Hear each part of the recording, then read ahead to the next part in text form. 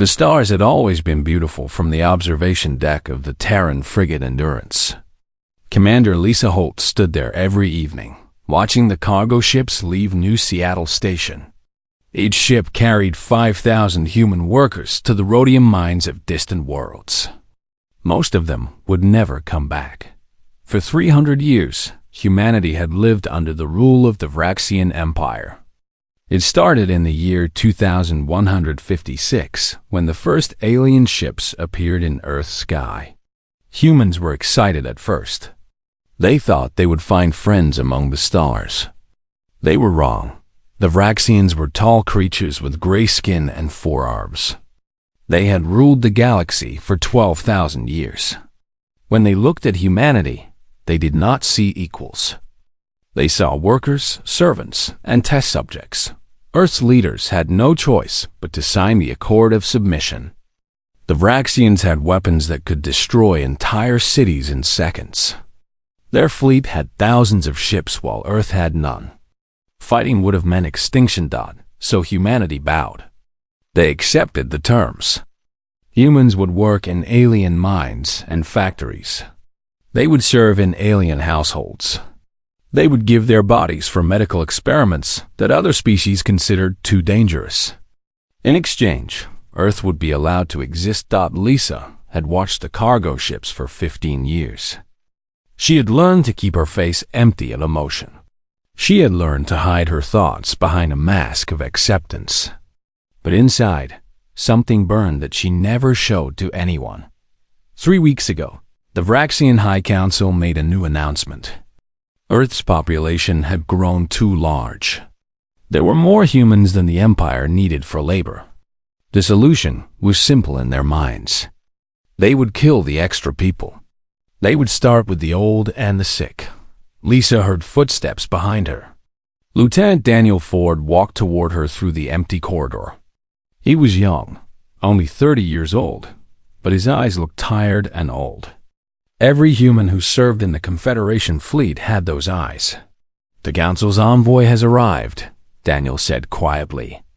"Ambassador Crickstoth wants to discuss when the culling will begin." Lisa turned away from the window. "How much time do we have?" 6 months. "They want to start with the elderly and disabled." Something cold settled in Lisa's chest. It was not anger. It was something deeper and older. It was the same feeling that had driven her ancestors to cross dangerous oceans in small wooden boats. It was the same feeling that had made them stand against kings and tyrants with nothing but farm tools in their hands. It was the feeling that made humans reach for the moon when everyone said it was impossible. "Tell the ambassador I will meet with him soon," Lisa said. Then she lowered her voice. "And Daniel, send a message to Admiral Victor Cole at Luna Base. Use the old encryption code, the one we officially stopped using 5 years ago." Daniel's eyes grew wide. "Commander, that channel is watched by Vraxian intelligence. They will see everything we send." "No, they will not." Lisa allowed herself a small smile. "We made sure of that a long time ago.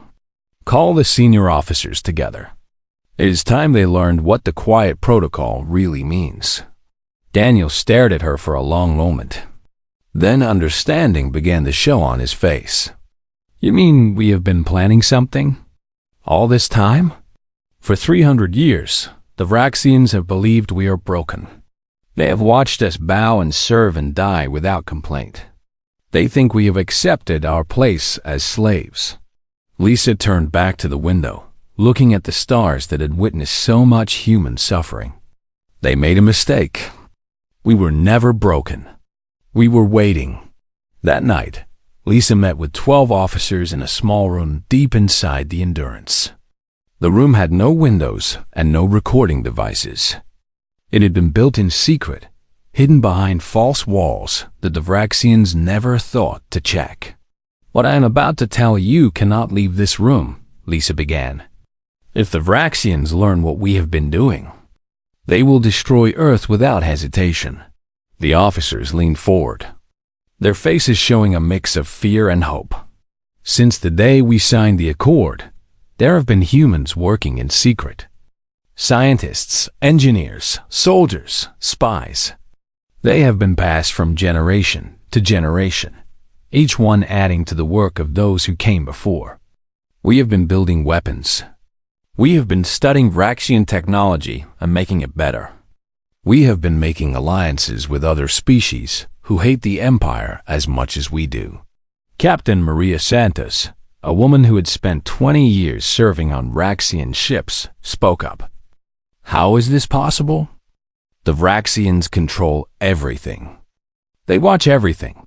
They watch what they expect to see, Lisa replied. They gave us access to their technology because they thought we were too stupid to understand it. They let us work in their shipyards because they thought we would never dare to use what we learned. Their arrogance is our greatest weapon.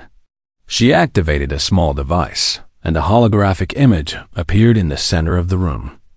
It showed a ship unlike anything the officers had ever seen. It was angular and powerful, designed for war.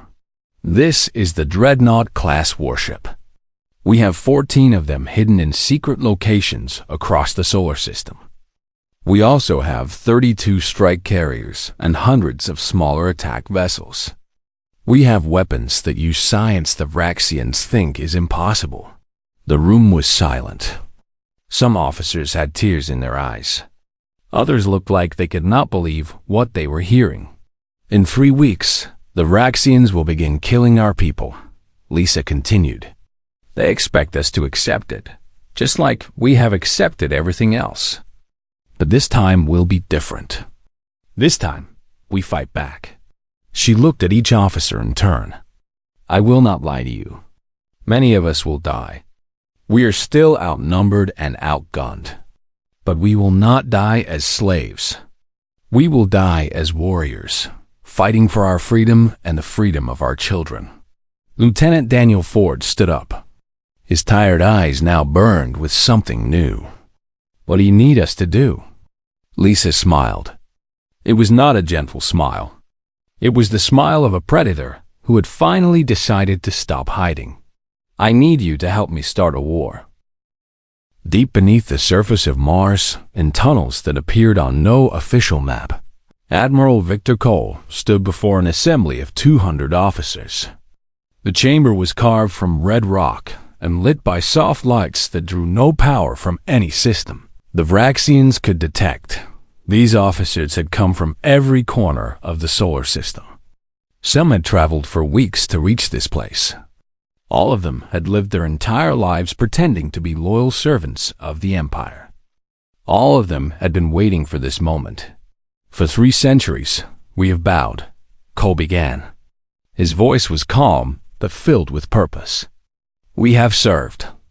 We have watched our brothers and sisters die in alien mines and laboratories. The Vraxians believed we were broken. They were wrong. He pressed a button and the chamber filled with light. Holographic images of ships appeared, floating in the air above the crowd. These were not the simple transport vessels that humans were allowed to use. These were warships, sleek and deadly, designed by human engineers who had secretly studied Vraxian technology and improved it in ways their masters never imagined possible. The Dreadnought class, Cole explained, pointing to the largest ship. We have 14 of these. Each one can fight a Vraxian battlecruiser and win. The strike carriers number 32, and they carry over 800 small attack craft. And these, he pointed to a strange orbital platform, are the Nemesis weapons. They can break through planetary shields. A murmur spread through the crowd. These officers had spent their lives feeling powerless. Now they were looking at the tools of their liberation. Lieutenant Commander Kevin Brooks, a tactical expert who had spent 10 years studying how Vraxian fleets moved and fought, raised his hand. Admiral, even with all of this, we are still badly outnumbered. The Vraxians alone have more than 10,000 warships. Cole nodded slowly. You are right. If we fight alone, we will lose. But we will not fight alone. He paused to let his words sink in. Tell me, Commander Brooks, how many species has the Vraxian Empire conquered in its 12,000 years of rule? More than 400, sir. And how many of those species do you think truly love their masters? The chamber fell silent as everyone understood what Cole was saying. Far across the galaxy, on a trading station called Nexus Prime, a human woman named Grace Kelly sat in a dark corner of a busy bar. She was surrounded by beings from 17 different species. Some had scales, some had feathers, some had bodies made of living crystal. All of them shared one thing. They hated the Vraxian Empire. They called themselves the Silent Coalition. For generations, they've been waiting and planning, just like the humans. Now Grace was here to tell them that the waiting was almost over. The humans are ready to strike, Grace said. A small device on her collar translated her words into a dozen different languages. We need to know if your people will stand with us when the fighting begins. The Kethrani delegate spoke first. He was tall and thin, with skin that looked like blue glass. My species has served the Vraxians for 8,000 years. They took our world and made us into servants. We have been patient. We have remembered every insult, every death, every stolen child. When the humans strike, the Kethrani will answer. Next came the Dorvani delegate, a small creature covered in golden fur. The Vraxians destroyed our homeworld. They took everything from our soil until nothing could grow. We live on ships now, homeless wanderers in our own galaxy. We will fight. The Yelthari delegate had green skin and large dark eyes. Our children are taken to Vraxian medical facilities. They harvest parts from their bodies because our organs can heal any wound. We have waited too long for revenge. We will fight. One by one, the other delegates made their promises. Species that had never worked together before were now united by a common enemy and a common hope. Grace felt the weight of their trust pressing down on her shoulders. These beings were putting their faith in humanity. If the humans failed, all of these species would suffer terrible punishment. Then it begins, Grace said. In 3 months, we will show the galaxy what happens when you push people too far. The Vraxians think they are the masters of everything. They are about to learn that masters can fall. Back on Mars, Admiral Cole was finishing his speech to the assembled officers. The Vraxians gave us access to their technology because they thought we were too primitive to understand it. They let us work in their shipyards, their laboratories, their military bases. They never once considered that we might be learning, planning, preparing. He walked among the crowd, looking into the faces of men and women who had carried this secret their entire lives. Your parents carried this burden. Your grandparents carried it. Every generation has added to our knowledge, our strength, our readiness. Now it falls to us to finish what they started. Captain Maria Santos stood near the front of the crowd. For 20 years, she had served on Vraxian ships, pretending to be nothing more than a competent servant. She had memorized the layout of every ship she served on. She had noted every weakness in their systems. She had reported everything to the Resistance. Admiral, she said, what about the humans who do not know? The ones still working in the mines and factories? Cole's face grew serious. We cannot warn them ahead of time. The risk of discovery is too great. But our first targets will be the labor camps and processing centers. We will free as many of our people as we can. He raised his voice so everyone could hear clearly. I will not promise you that this war will be easy. I will not promise that we will all survive. But I will promise you this. Our children will not bow to the Vraxians. Our grandchildren will not die in alien mines. We will be free, or we will die trying. There is no other option. The chamber erupted in cheers. After 300 years of silence, humanity was finally ready to roar. That night, Lisa Holt received a coded message on the Endurance. It contained only 3 words. The storm comes. She smiled and began preparing her crew for war. In 3 months, the galaxy would learn that humanity had never truly surrendered. They had simply been waiting for the right moment to strike. That moment had finally arrived. The Vraxian administrative complex on Arcturus 7 was supposed to be impossible to attack. 12 massive defense platforms floated in orbit around the planet. 50,000 Vraxian soldiers guarded the surface. The shields protecting the complex could survive a direct hit from a nuclear weapon. This was the place where the Empire decided which humans would live and which would die. Every labor assignment, every death order, every shipment of workers to the mines passed through its computers. For 300 years, it had been the symbol of human slavery. Commander Lisa Holt stood on the bridge of the Endurance, which was now the flagship of the Terran Liberation Fleet. The ship had been secretly modified with weapons and engines that no Vraxian inspector had ever seen. 7 other ships flew beside her, their hulls painted the same, deep black that would soon become famous across the galaxy. Admiral Cole's fleet has engaged the Vraxian rescue force at Terminus Point, reported Lieutenant Daniel Ford. His voice was steady, but his hands were shaking with excitement. They are keeping the enemy busy. We have exactly 37 minutes.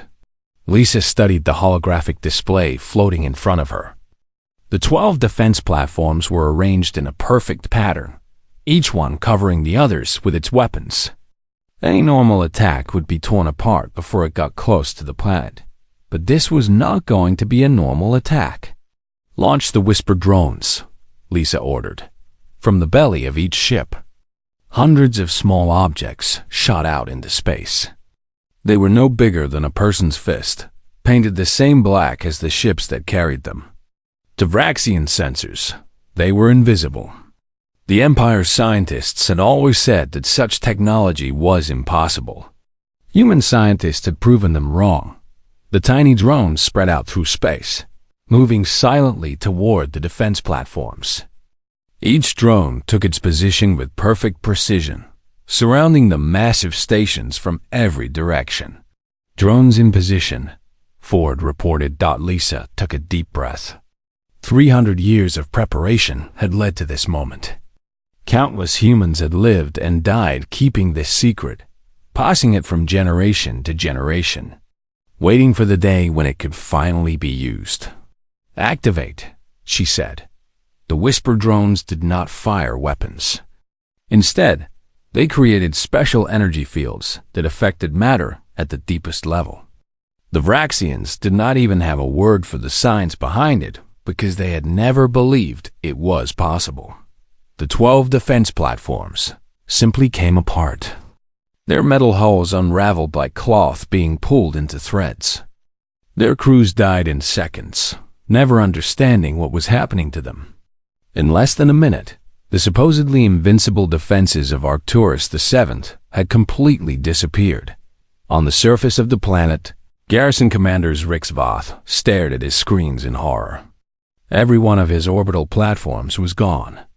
There was nothing left but floating debris. In 12,000 years of Vraxian military history, nothing like this had ever happened.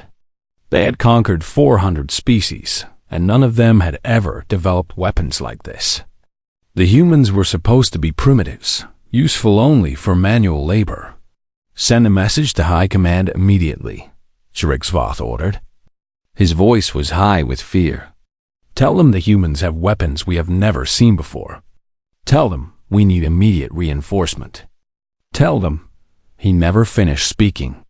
The first human drop pods were already falling through the atmosphere, burning bright like shooting stars as they raced toward the surface. Captain Maria Santos led the ground assault. Her team consisted of 50 soldiers who had trained for this mission their entire adult lives. They moved through the corridors of the administrative complex with deadly precision, clearing rooms and defeating Vraxian guards with an efficiency that shocked even their own commanders. The Vraxians were not prepared for this kind of fight. They had never faced humans who were willing and able to kill them. For 3 centuries, they had seen humans as passive servants. Now they were learning the truth too late. Maria's team reached the central database in less than 2 hours. This was where all the records were kept, the names of every human who had passed through this facility, where they had been sent, how they had lived, how they had died. Download everything, Maria ordered. Every file, every record, every piece of data. The families back on Earth deserve to know what happened to their loved ones. As the data transferred, Maria looked around the room. The walls were covered with screens showing statistics. How many humans were currently working in which mines? How many had died this month? How many new workers were needed to replace them? To the Vraxians, these were just numbers. To Maria, each number was a person with a name, a family, a life that had been stolen. "Captain," one of her soldiers called out. "We found the culling lists." Maria walked over to look at the screens. There they were, the names of millions of humans who had been scheduled to die in the upcoming population reduction. The old, the sick, the disabled, and millions of healthy people who were simply considered unnecessary. "Add these to the download," she said quietly. "The galaxy needs to see what kind of monsters we have been serving." By the time Admiral Cole's fleet arrived at Arcturus VII, the battle was over. The human forces had suffered minimal losses. The Vraxian garrison had been completely defeated. Lisa Holt walked through the ruins of the administrative complex, stepping over the bodies of Vraxian soldiers. She felt no joy at the sight. She had not wanted war. She had not wanted death. But the Vraxians had left humanity no choice.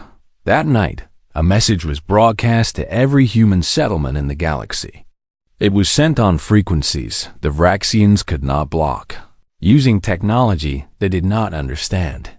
The message was simple. "People of Earth, people scattered across the stars, hear us. Today we struck the first blow against our oppressors. Today we proved that we are not slaves. We have weapons. We have allies. We have hope. The long night is ending. Rise up and join us. We are taking back our freedom." Across the galaxy, humans who had lived their entire lives in chains heard the message and wept. Some wept with joy. Some wept with fear. But all of them understood that everything had changed. The war for human liberation had begun. 80 months after the uprising began, the final battle for Earth arrived. The Vraxian Empire had gathered the largest fleet in the history of the galaxy. 12,000 warships from every corner of their territory came together for one purpose: to crush the human rebellion and restore order to the universe. The Vraxian High Council had decided that if they could not rule humanity, they would destroy it completely. Admiral Zrax Veth, the supreme commander of all Vraxian military forces, led the fleet himself. He was the most decorated officer in the Empire's history, a warrior who had conquered dozens of species during his long career. He had never lost a battle. "Today we end this foolishness," he announced to his commanders. "We will burn Earth to ashes. We will hunt down every human in the galaxy. When we are finished, no one will even remember that this pathetic species ever existed." But when the Vraxian fleet arrived at Earth, they found something unexpected. The small blue planet was not defenseless. A massive force had gathered to protect it. Over 2,000 human warships formed the core of the defense. Around them flew vessels from the Kethrani, the Devani, the Yelthari, and a dozen other species who had joined the liberation. For the first time in galactic history, so many different races stood together against a common enemy. Admiral Victor Cole commanded the human forces from the Defiance. Beside him stood Admiral Lisa Holt, who had been promoted after her victories in the early campaigns. Together, they had planned for this moment, knowing it would decide the fate of not just humanity, but every species that had dared to hope for freedom. "The Vraxians are entering the system," reported Laura Bennett. Her voice was calm despite the terror that everyone felt. 12,000 ships confirmed. Cole nodded slowly. "Signal all allied commanders. Today, we fight for everything we believe in. Today, we show the galaxy that tyranny can be defeated." The battle began in the outer reaches of the solar system and spread inward toward Earth. Ships by the thousands clashed in the darkness between planets, filling space with fire and destruction. The Vraxians had numbers on their side, but the Allies had something stronger. They were fighting for their homes, their families, their futures. Every pilot, every gunner, every soldier knew exactly what they were protecting. Lisa Holt commanded a squadron that defended the approaches to Mars. Wave after wave of Vraxian fighters came at them, and wave after wave was destroyed. Her pilots fought with a ferocity that amazed even their allies. "Commander, we are taking heavy losses," her tactical officer warned. "Hold the line," Lisa ordered. "No Vraxian ship gets past us." Captain Maria Santos led boarding parties onto disabled Vraxian vessels, capturing their crews and taking control of their ships. She had spent 20 years learning how Vraxian warships worked. Now she was using that knowledge to turn their own weapons against them. On Earth itself, billions of people watched the battle through satellites and telescopes. They saw flashes of light in the night sky as ships were destroyed. They knew that the fate of their world was being decided in those distant explosions. Children asked their parents if the humans would win. Parents held their children close and prayed to whatever gods they believed in. For 3 days, the battle raged across the solar system. Earth's orbit became a graveyard of shattered hulls. The rings of Saturn were stained with debris. The moons of Jupiter witnessed more death than they had seen in billions of years. On the 3rd day, the tide finally turned. A coordinated attack by human and Kethrani forces broke through the center of the Vraxian formation. The Allied fleet poured through the gap, surrounding the enemy flagship and its escorts.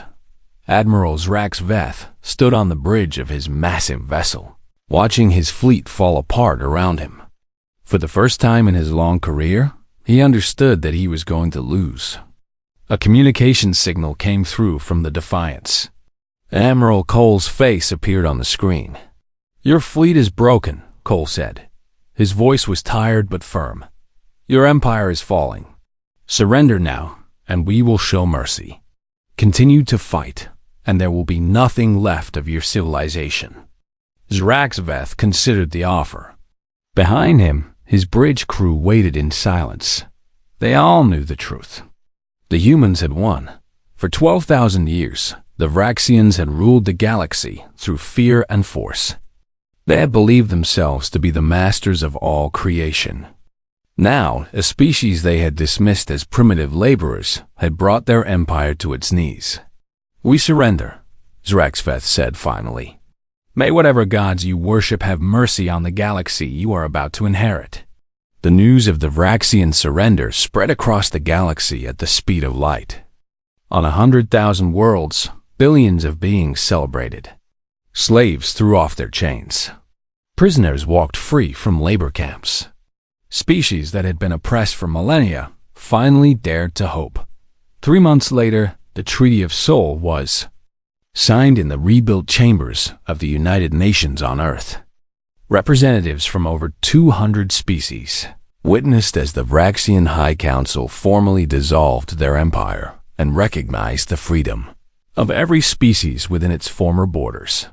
Admiral Lisa Holt stood at the ceremony, surrounded by the other heroes of the liberation. She thought of all the generations who had lived and died under Vraxian rule, never knowing that their descendants would one day stand free beneath their own sun. A reporter from one of the liberated worlds approached her. "Admiral, what message do you have for the species who are just now learning what humanity accomplished?" Lisa thought carefully before answering. "Humanity is not special. We do not have better technology or greater numbers than many other species. What we have His patience, memory, and a refusal to accept that anyone has the right to rule another. We bowed for 300 years not because we were broken, but because we were preparing. Any species can do what we did. They just need to remember who they are. The reporter nodded, recording every word. And the Vraxians? What happens to them now? They will face justice, but they will not be destroyed. We did not fight for 3 centuries just to become the same kind of tyrants we overthrew. Lisa looked up at the sky, where human ships now flew alongside vessels from countless allied worlds. The old galaxy is dead. A new one starts today. 1,000 years later, the story of the human liberation was taught in schools across 100,000 worlds. The names of Lisa Holt, Victor Cole, Maria Santos, and countless others were remembered as the ones who had changed the course of history. But the most important lesson was simple enough for any child to understand. No matter how long the darkness lasts, no matter how heavy the chains feel, there is always hope. And when that hope finally awakens, no force in the universe can stop it. The humans had proven that truth with their blood and sacrifice. The galaxy would never forget. The news of Arcturus 7 spread through the Vraxian Empire like fire through dry grass. For the first time in 12,000 years, the masters of the galaxy were afraid. The Vraxian High Council met in emergency session. The Great Chamber, which had witnessed the conquest of 400 species, was filled with panic instead of pride. Council members shouted at each other, blaming one another for the disaster. How did this happen? Demanded Councillor Drax Venn, slamming his 4 fists on the table. The humans were supposed to be controlled. They were supposed to be broken. We have been ruling them for 300 years. Intelligence Director Crix Maul stood before the council with his head bowed in shame. Our analysis suggests that the humans have been developing weapons in secret for at least 200 years. They hid entire factories from our surveillance. They built ships we never knew existed. They created science we thought was impossible. Impossible? Another counselor shouted. You told us the humans were primitive. You told us they could never threaten us. We believed what we wanted to believe, Crix Maul admitted. We saw the humans bow and serve for 3 centuries. We assumed they had accepted their place. We never considered that they might be waiting, planning, preparing for revenge. The council decided to respond with overwhelming force. 6 weeks after the fall of Arcturus 7, a fleet of 300 Vraxian warships descended on the human colony of New Providence. The Vraxian commanders expected to find frightened civilians begging for mercy. They planned to destroy the colony completely and broadcast a massacre to every world in the Empire. Fear had always been their most effective weapon. But when they arrived at New Providence, they found the colony empty. Every human had been evacuated days earlier. And waiting in the asteroid field nearby was the full strength of the Terran Liberation Fleet.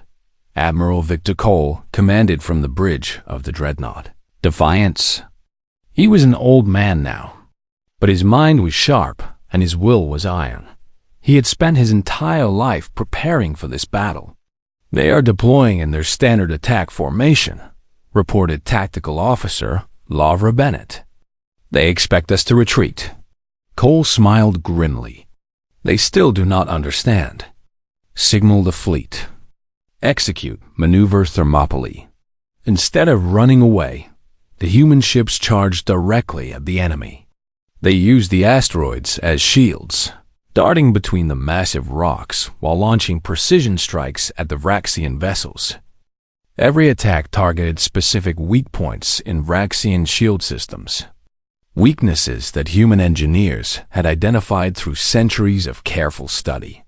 The Vraxians had never faced an enemy who knew their ships better than they did themselves.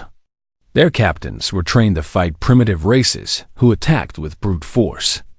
They had no idea how to respond to an opponent who exploited every flaw in their technology. The battle lasted 9 hours. When the silence finally came, 217 Vraxian warships had been destroyed or disabled. The human fleet had lost 31 vessels. It was the greatest military victory in human history. And it was only the beginning. Across the galaxy, the silent coalition began its uprising. On the Kethrani homeworld, engineers who had pretended to be simple workers for generations finally revealed their true abilities. They disabled the orbital defense network that had kept their people imprisoned. Within hours, the Kethrani had taken control of their own planet for the first time in 8,000 years. The Dorvani attacked 12 colony worlds simultaneously. They had been preparing in secret for centuries, storing weapons and training soldiers on their fleet of homeless ships. Now they swept through Vraxian-controlled space like a golden wave, liberating millions of their own people. The Yelthari rose up in their medical facilities, the same buildings where their children had been harvested for organs. They captured the Vraxian doctors and scientists who had performed the operations. They broadcast evidence of the atrocities to every world that would listen. Species that had been enemies for thousands of years were now fighting side by side against their common oppressor. The Vraxian Empire, which had seemed so powerful and eternal, was crumbling from within. Lisa Holt received reports of these victories while coordinating liberation efforts on 3 different fronts. She worked 18 hours a day, sometimes more, sleeping only when her body absolutely refused to continue. The Kethrani fleet has joined our forces at Sector 7, Daniel Ford reported. The Dorvani are moving to support our attack on the processing centers in Sector 12. The Yelthari have disabled the communications network in their region. Lisa nodded, studying the strategic map that covered an entire wall of her command center. Red markers showed Vraxian-controlled territories. Green markers showed liberated zones. Every day, there was more green than red. What about the labor camps? She asked. We have freed 47 camps in the past 2 weeks. Over 2 million humans are being transported to safe zones. 2 million people saved. Lisa allowed herself a moment of satisfaction before turning back to work. There were still millions more waiting to be rescued. Captain Maria Santos led the assault on one of the largest labor camps in the Empire. The facility held 300,000 humans who worked in the underground mines, extracting precious metals for Vraxian industry. When the liberation forces broke through the gates, they found humans who had never seen sunlight in their lives. Entire generations had been born, lived, and died in the darkness of the mines. Many of them did not even know that a war was being fought for their freedom. Maria watched as medical teams rushed to help the weakest prisoners. Many would not survive, despite all efforts to save them. Their bodies were too damaged by years of hard labor and poor nutrition. A young woman approached Maria with tears streaming down her face. Is it true? She asked. Are we really free? Maria knelt down to look her in the eyes. Yes, the Vraxians will never hurt you again. I promise. The woman collapsed into Maria's arms, sobbing with relief and joy. She had been born in this camp. She had never known anything except darkness and pain. Now, for the first time in her life, she had hope. This, Maria thought, is why we fight. Not for revenge, not for glory, but for moments like this. For the chance to give people back their lives. The war was far from over. The Vraxians still controlled vast portions of the galaxy. They still had thousands of ships and millions of soldiers. But the tide had turned. The slaves were becoming warriors. The victims were becoming liberators. And humanity, the species that the galaxy had dismissed as weak and primitive, was leading them all toward freedom.